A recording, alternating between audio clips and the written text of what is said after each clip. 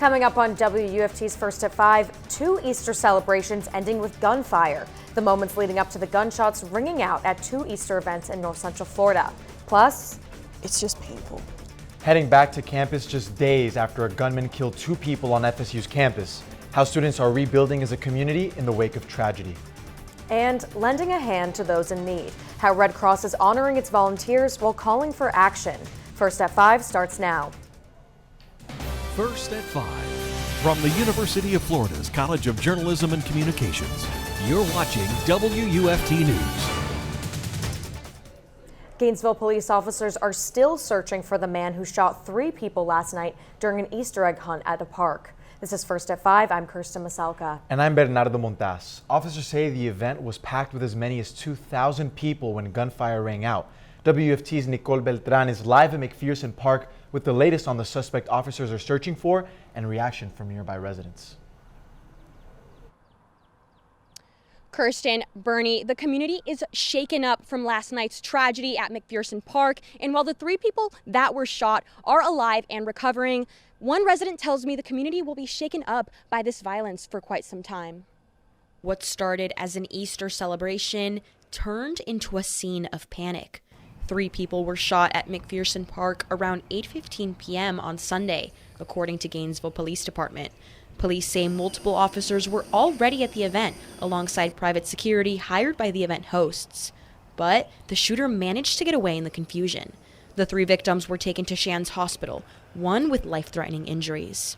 Rochelle Banks, a Gainesville resident who works in TB McPherson's community center, says she's ashamed of the violence happening in a space that's known to be fun and safe. To hear something like this is a little disheartening, a couple steps back. Banks, who teaches students music, dance, and art lessons Monday through Friday at the center, has learned parents are hesitant to bring their kids in after last night's tragedy. Is it a safe spot? Are we able to come again? And those are the questions we did not want to have to go back to about these community places in East Gainesville. Is it safe? You know, we were kind of establishing it is. It's a place for the whole Gainesville community, and now those questions are rising again. And that's a little troubling, but we're still fighting to prove that this area, there are great things here for everybody. As of Monday afternoon, all 3 victims are alive. The other 2 weren't badly hurt. Officers haven't said whether they were targeted or caught in the crossfire. Police are still looking for a suspect and are urging residents to share any information or footage they may have of last night's tragedy with the Gainesville Police Department. Live in Gainesville, Nicole Beltran, WUFT News. A Lake City police officer is expected to make a full recovery after being shot over the weekend. Officials say several officers and Columbia County deputies were providing crowd control at the Annie Maddox Recreation Center for an Easter event around 8 p.m. on Sunday. Then a fight broke out among several attendees that led to gunfire, and an officer was shot in the arm. Officials say they are still searching for the suspect. FSU students went back to class today after a gunman killed 2 people on campus Thursday. WUFT's Emily Drelick joins us live in the studio after visiting the college over the weekend. Students have kept the candles burning at memorials across FSU's campus since Friday. You can't even buy flowers in shops around the school because they sold out over the weekend. For one student, the aftermath is all too familiar. Over 7 years later, Everything's almost the same. it's unwelcome nostalgia for FSU senior Emmy Leal. The flowers, the balloons, the grief. I've been to these vigils before, I've done these memorials before, and it's not something I ever thought I'd have to experience, let alone twice. Leal went to school in the same county as Marjorie Stoneman Douglas High School. When a gunman killed 17 people in 2018, she was one of the thousands left picking up the pieces. It's sickening to be feeling the same wave of emotions again that I never thought I'd have to experience in the first time is rough. She finds hope in her FSU community. They come together to make sure no one feels alone. Their spirit remains unconquered. Despite everything we've gone through, we will still come out on top as one family, one community. FSU student Emily Jennings was on campus at the time of the shooting.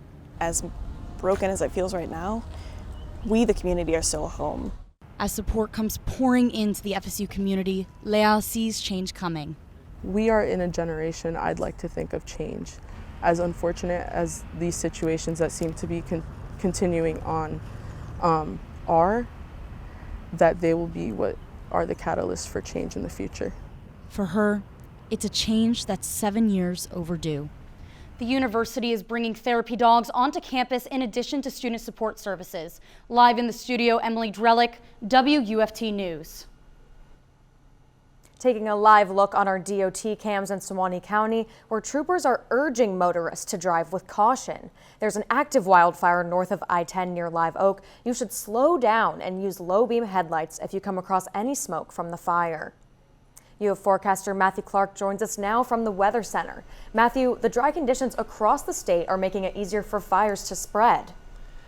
Yeah, it's not just dry here, but the drought monitor across all of Florida we're starting to dry up quite quickly, and we do have some extreme drought conditions down in South Florida and severe across Central Florida. I expect these drought conditions to worsen as we head throughout the week, as we're still in the same weather pattern. It's also very hot outside right now, 86 degrees in Gainesville right now, 88 down in Ocala. So on top of it being hot, it is also quite dry outside. So it's a little bit hazy out right now on our campus cam, 85 degrees. You know, it's not too hot because we do have some overhead clouds, but they're not very strong clouds blocking out the sunshine. So we have heated up quite nicely. Those temperatures are going to start to drop off as we head into the overnight hours, but we're not going to be waking up to those chilly mornings anymore. I'll talk about how long this is going to stay for in a few minutes.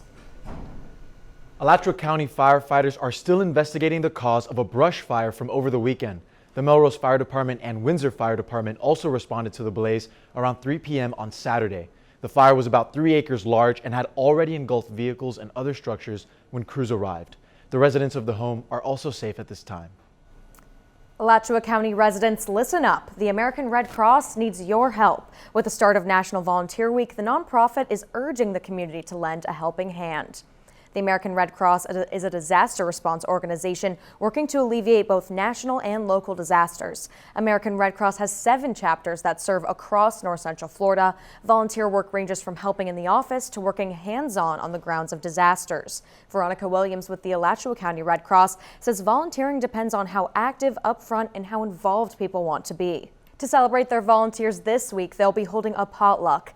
To get involved, visit redcross.org and fill out the volunteer application. Costa Rica is known for its nature-based tourism and priority on conservation. But mass tourism and foreign investment are raising questions about what tourists leave behind. WUFT's The Price of Paradise investigates the long-term impact tourism has on Costa Rica and how we can overcome tourism. Visit WUFT.org to learn more about the investigation.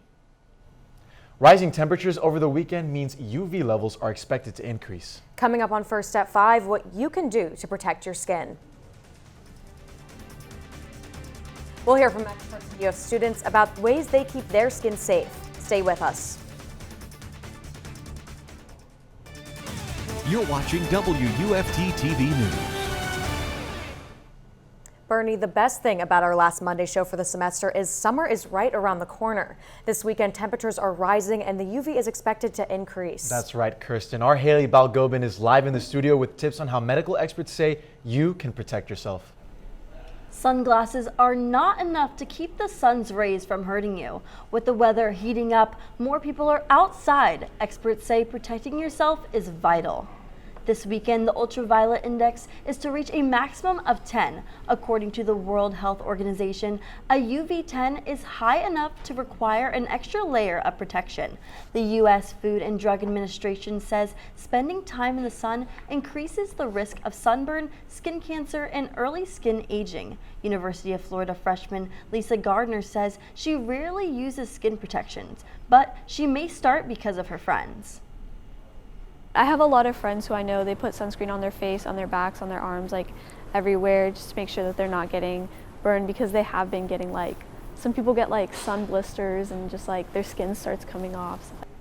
Experts provided some helpful tips to stay safe from sun damage. Limit the time in the sun, cover exposed skin with clothing, and use sunscreen with SPF 15 or higher. The FDA encourages the use of sunscreen as much as possible. Reapply every 2 hours, read your labels, and be aware that spray sunscreens are flammable. Live in the studio, Hayli Balgobin, WUFT News. A Delta Airlines flight engine caught fire at the Orlando airport this morning, forcing nearly 300 passengers and crew to evacuate.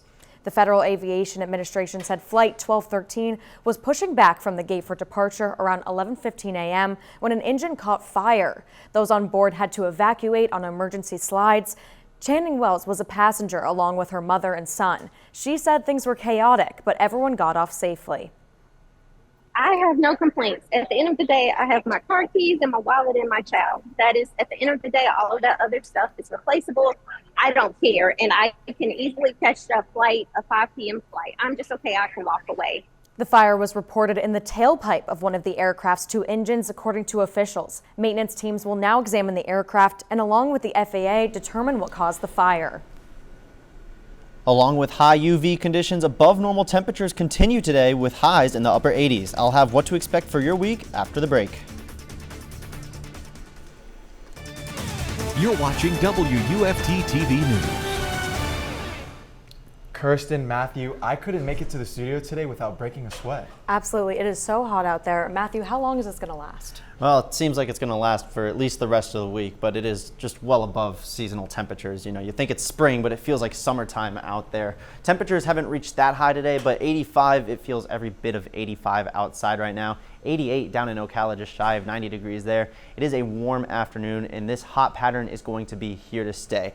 The subtropical jet stream is dredging all the way up into the northeast, which is just bringing in a surplus of warm and moist air from down in the Gulf and all the Atlantic, bringing in just hot air to much parts of the eastern United States. And as long as this heat dome pattern stays, it's going to remain warm and it's going to remain dry. Normally these cold fronts move their way down south into our area, bringing us some rain. It's bringing in some severe weather to parts of Tennessee right now, but because that low pressure system is being influenced by the jet stream, that is just going to get taken up off into the poles. We're not going to feel any effects of it other than some cloud coverage, which we're seeing right now on our campus cam. It's a little hazy out there, and that's just from the increased cloud coverage. A little less sun today, but it is still quite warm. 85 degrees on our campus cam. It's also pretty dry out there as well. As we drop into the overnight hours, though, those temperatures aren't going to drop too much. We had some chilly mornings last week, but we're going to be back into those summertime morning temperatures in the mid 60s. So it's going to be warm and it's going to be humid in the morning. It's also quite dry outside, not just for our area, but much of the state. Actually, extreme drought conditions down in South Florida. I expect these drought conditions to increase because the next 7 days, we are expected less than 1/10 of an inch just across pretty much all of Florida. So this light green is 1/100th of an inch. So most of that rain is going to be isolated to the Midwest and to the Southeast. So I'm going to skip through this futurecast pretty quickly, showing you these storms are going to remain pretty far north of us in Alabama and Mississippi and Georgia as we head in through Thursday afternoon. All those storms are going to remain south. Normally we're getting those storms, but they're just going to remain north of us.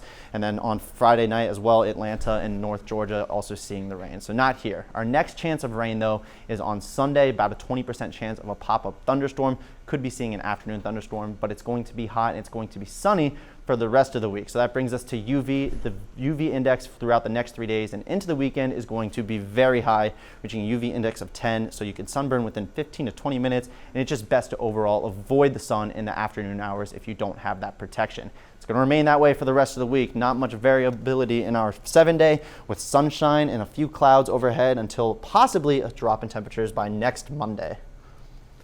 Thanks, Matthew. And as temperatures continue to rise, snakes are coming out from hibernation for feeding and mating season. If you come across a snake this spring, Florida Fish and Wildlife Commissioners have some tips you can follow. Admire snakes from a distance and resist the urge to pick one up. If you don't know what snake you're looking at, take a photo and try identifying it later. Don't relocate snakes. Doing so can spread diseases and parasites. And keep up with general yard maintenance. Removing food such as bird seed or securing areas that attract snakes like cracks in cement could prevent a snake from living there. Coming up in sports, Denzel Aberdeen announces he says goodbye to Florida for a new SEC team. And baseball wins the weekend series but loses their win streak. This and more after the break. You're watching WUFT-TV News. Welcome to sports. I'm Issa Rivera. There's a reason why it's lucky number 7 and not lucky number 8. The Gators baseball team got to a 7th straight win, but faltered trying to make it 8. Kevin O'Sullivan's team dropping their series finale to Mississippi State 14-8 on Sunday. Despite the fact that Florida bashed out 13 hits and 4 home runs, the Bulldogs produced more to their end winning run. At the top of the first, Colby Shelton went the other way for his 7th homer of the season to start the scoring off early. But the Bulldogs answered right back and grabbed a lead that Florida was unable to come back from. The Gators returned home to start a new win streak with a non-conference midweek matchup against Georgia Southern on Tuesday. Softball was also able to clinch their weekend series with a walk-off win over a ranked Alabama on Saturday. For the second time this season, senior Corby Otis's walk-off RBI single got the team the 4-3 win over the Crimson Tide to take the series. This performance got her a golden ticket from the Athletes Unlimited Softball League, or AUSL, which guarantees her a selection in this year's draft. Keegan Rothrock's stellar pitching was also a key to this win. She didn't give up a hit until the top of the 4th inning and recorded 7 strikeouts in 6 2/3 innings pitched. Gators returned home for an in-state midweek matchup against USF on Wednesday. 4th-ranked Gators lacrosse got a big win over Cincinnati this weekend, marking their 11th straight win. The 20-2 win puts the Gators 14-2 overall and undefeated through 4 games in the Big 12 Conference.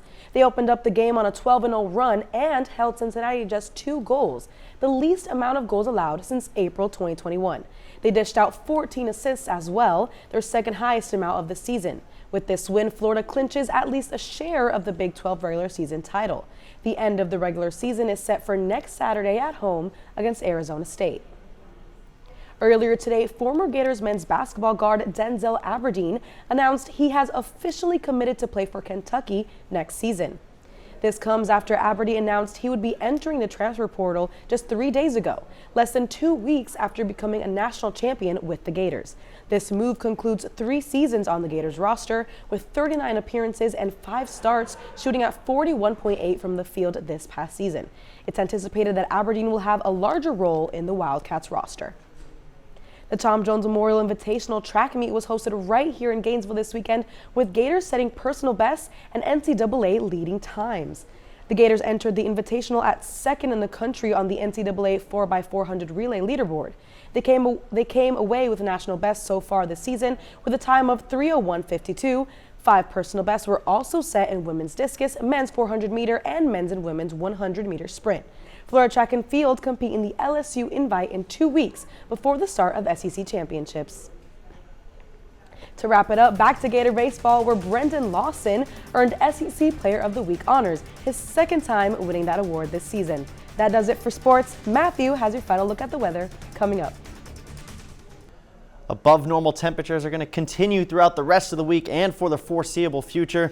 Normally this time of year it's around 83 degrees, but we're well into the 90s as we head into the rest of the week. Plenty of sunshine to go around as well, and just a slight 20% chance of rain on our Sunday. But no cold fronts in sight, and the summertime temperatures are starting to come back way faster than I would like. Absolutely. Thanks, Matthew. And before we go, unfortunately, Isa and I have to say our goodbyes as we're both seniors graduating in a few weeks. I can't believe it. Yeah, it's been a crazy ride, and I've enjoyed every second of it. I know you guys have as well. Absolutely, me as well. I couldn't imagine my time here at UF without WUFT, and we're going to miss everybody. I can't believe it. We'll miss you for sure. Thank you. All right, well, thanks for joining us. We're back here tomorrow with another edition of First at 5. But your North Central Florida news is always on at WUFT.org and on all our social media platforms. Have a good night.